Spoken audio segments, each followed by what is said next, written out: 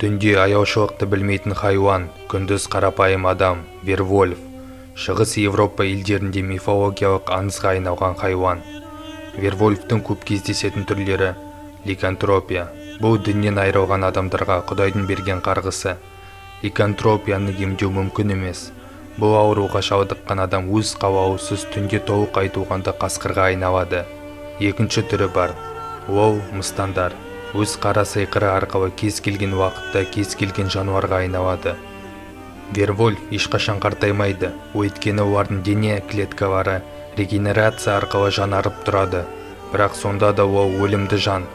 Аңыздарға сенсек, оны өлтіру үшін күміс оқ немесе күміс суық қару арқылы жүрекке зақым келтіру керек.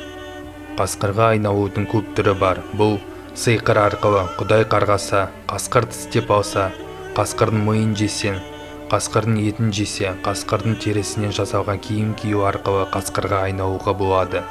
Әр елде ол әртүрлі бейнеленеді. Мысалға, ежелгі грек елінің халқы вервольфті бұлай бейнелеген: кәрі денелі, арық шал, есектің басымен және маймылдың құйрығы болған.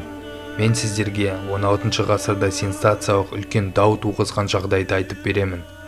16 ғасырда Желім Гарния түнде айдалада серуендеп жүргенде ол жынды кездестірді. Ол оған өз жанын сатып жіберді, ал шайтан оған белгісіз дәрі берді. Сол дәрі арқылы қасқырға айналатын болған. Қалай болса солай, бірақ Гарния көп адамдардың жанын алған.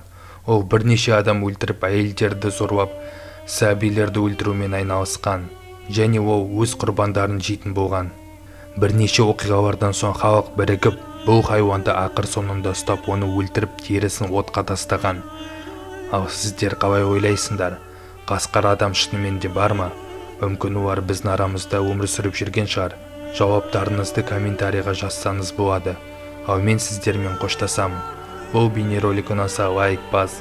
Менің арнама жазылып, көріскенше Қайырлы түн.